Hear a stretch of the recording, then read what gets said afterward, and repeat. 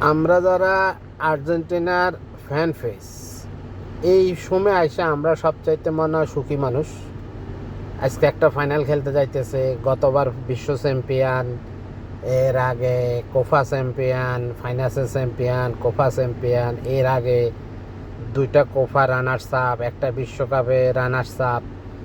আসলে আমরা যারা ধরেন 2002 সালের কথাই বলি না কেন, 2002 সালে ইংল্যান্ডের কাছে 2-1 গোলে হাইরা আর্জেন্টিনা যখন প্রথম রাউন্ডের থেকে বিদায় নেয়, তখন কিন্তু আর্জেন্টিনা নাম্বার র্যাঙ্কিং 1-এ ছিল, সবচেয়ে হট ফেভারিট ছিল, কিন্তু তখন দলটা প্রথম রাউন্ডের থেকে বিদায় হয়েছে।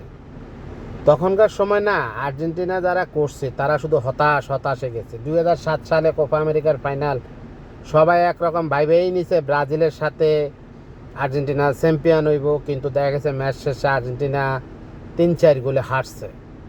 ওই ম্যাচে আসলে ফুটবল খেলার থেকে বেশি রেক্সিন খেলাটাই বেশি হয়েছে, যেখানে 42টা ফাউল হয়েছে, যার মধ্যে 28টা ফাউল করছিল ব্রাজিল, এবং ব্রাজিলের 7টা হলুদ কার্ড খাইছে, 2টা লাল কার্ড খাইছে, আর্জেন্টিনারও একটা লাল কার্ড খাইছে।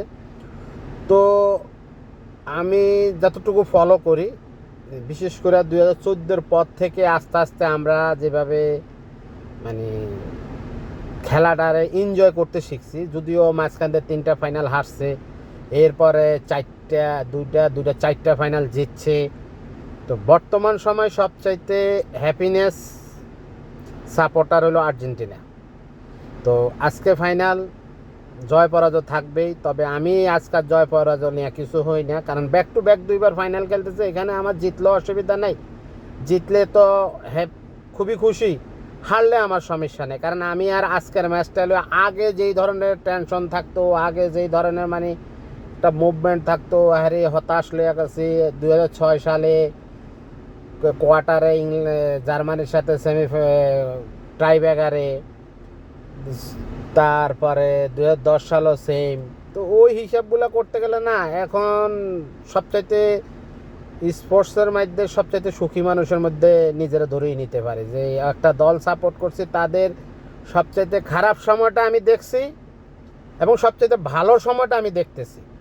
আজকের ম্যাচ জিতুক হারুক আমার কাছে কোনো ম্যাটার করে না, শুধু এইটুকু ম্যাটার করে আমরা এখন আজকে ফাইনাল খেলবো, এইটার আজকে উপভোগ করবো। আমি বাকি কে কী করলো জানি না, তবে আমার দিক থেকে আমি উপভোগ করবো, আমি এটা হ্যাপিনেস হিসাবে নিব।